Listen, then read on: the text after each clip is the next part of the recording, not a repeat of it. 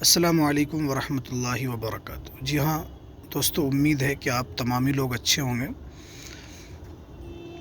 जैसा कि आप जानते हैं, मैं आप लोगों के लिए इस यूट्यूब चैनल के ऊपर बिहार मदरसा बोर्ड से रिलेटेड तमाम ख़बरें आपको वक्त पर देने की कोशिश करता हूँ।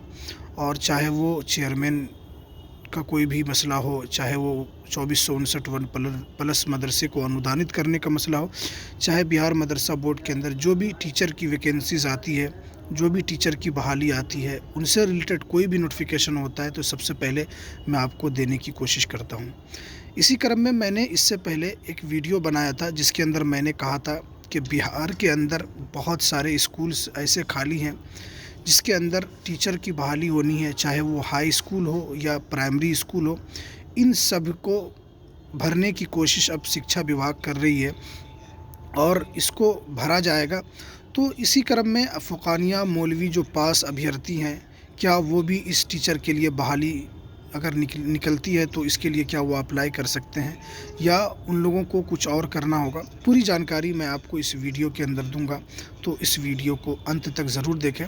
तो वीडियो शुरू करने से पहले अगर आप हमारे इस चैनल पर नए हैं तो इस चैनल को ज़रूर सब्सक्राइब कर लें, बेल के ऑल के नोटिफिकेशन को दबा दें ताकि आपको बिहार बोर्ड से रिलेटेड, बिहार मदरसा बोर्ड से रिलेटेड तमाम ख़बरें आपको बर वक्त मिल सके। तो चलिए वीडियो को शुरू करते हैं।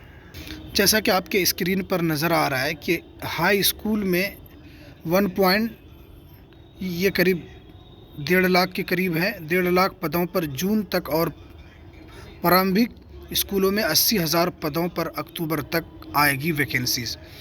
प्रारंभिक स्कूल हाई स्कूल में 2 लाख से अधिक शिक्षकों की भर्ती के लिए अभ्यर्थी को अभी और लंबा इंतज़ार करना होगा। शिक्षक अभ्यर्थी के लिए वैकेंसीज़ अगले साल ही आएगी। उच्च और उच्चतर मध्य विद्यालय स्कूलों में 1.5 लाख शिक्षकों की भर्ती की वैकेंसीज जून 2023 तक आने की उम्मीद है। प्रारंभिक स्कूलों में 80,257 शिक्षकों की भर्ती के लिए वैकेंसीज अक्टूबर के बाद आएगी। शिक्षक भर्ती व अन्य संस्थान नियमावली का ड्राफ्ट लगभग तैयार है और नई नियमावली के आधार पर ही 7वें चरण के तहत शिक्षकों की बहाली होगी। अभ्यर्थी से सेंट्रलाइज तरीके से ऑनलाइन आवेदन लिए जाएंगे।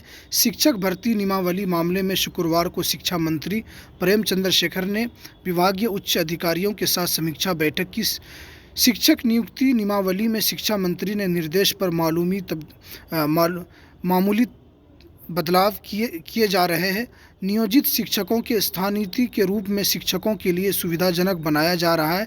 पहले महिला और दिवंगत शिक्षकों को माना जा रहा है कि बहाली प्रक्रिया में नए सिरे से कवायद के बाद इस माह के अंत या अगले माह तक नियुक्ति नियमावली की ड्राफ्ट से स्वीकृति मिल जाएगी। उच्च माध्यमिक स्कूलों के लिए 89,000 और माध्यमिक स्कूलों के लिए 44,000 पदों पर बहाली होगी।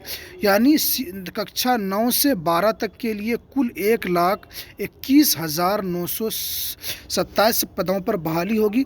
प्रारंभिक स्कूलों में कक्षा 1 से 8 तक 80,257 पदों पर बहाली होगी।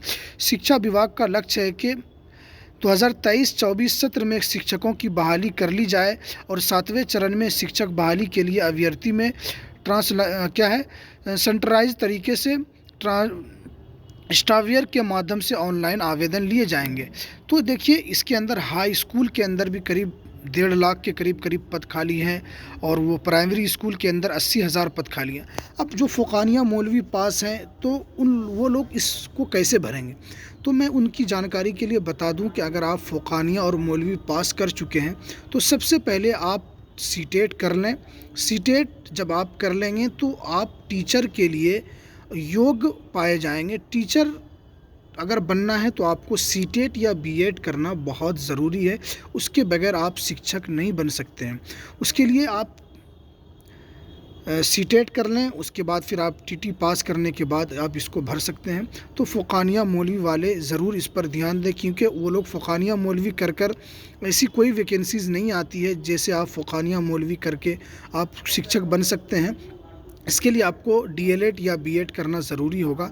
तो फ़ुक़ानिया मौलवी वाले इस चीज़ को ज़रूर करें। उसके बाद आप सीटेट पास करें, उसके बाद आप इसके लिए एलिजिबल होंगे। ये कुछ अहम जानकारी जो आई थी कि हाई स्कूल और प्राइमरी स्कूल के अंदर शिक्षक की बहाली अब जल्द ही होने वाली है, और ये करीब आप जान रहे हैं कि 2 लाख के करीब ये पद जो भरे जाएंगे। तो इसलिए इस मौके को गनीमत समझते हुए आप ज़रूर तैयारी करें।